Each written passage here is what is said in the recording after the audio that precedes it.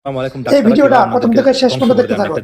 এই ভিডিওতে কি বলা হয়েছে বা কি দেখানো হয়েছে ট্রিটমেন্টের মধ্যে যদি ভিডিওটা ভালো লাগে থাকে তাহলে বেশি বেশি শেয়ার করবেন। সবার কাছে পৌঁছে সে জানে কত পরিমাণ টাকা যায়। এমন রেকর্ড আছে দাঁতের ট্রিটমেন্ট করতে গিয়ে 70 থেকে 80 লক্ষ টাকা পর্যন্ত খরচ হয়েছে। এতটা ব্যয়বহুল। দেখেন এই যে এটা থেকে মারা থেকে রক্ত যাইতো, মানে ব্লাড যাইতো, বুঝছেন। আমি আগে রাতে ব্রাশ করতাম না, দিনে ব্রাশ করতাম, মানে সকালে ব্রাশ করতাম। তো আমার এখান থেকে না মারে থেকে না ব্লাড যাইতো। অনেক কিছু করছি, একটা ডাক্তার মাদার আমার একটা সমাধান দিতে পারে নাই।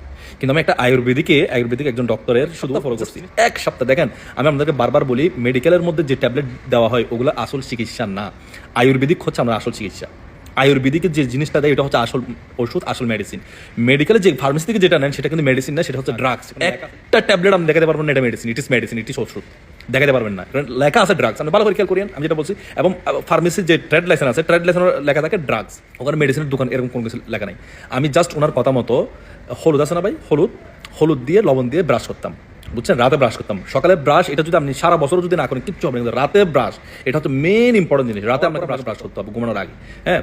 তারপর আমি কি করতাম, আপনার গরম পানি নিতাম, গরম পানির মধ্যে লবণ ডালতাম, লবণ ঢেলে ভালো করে এখানে করে কুলকুচি করতাম।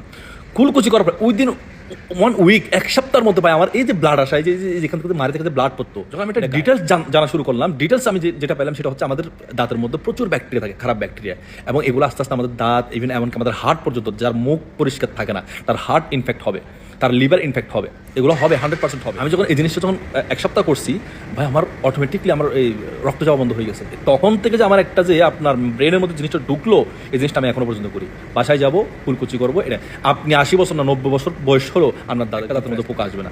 এই জিনিসটা মাস্ট ট্রাই করবেন, ট্রাই করে অবশ্যই কমেন্ট করবেন। আসসালামু আলাইকুম। ভিডিওটা বেশি বেশি শেয়ার করবেন যাতে অন্যরা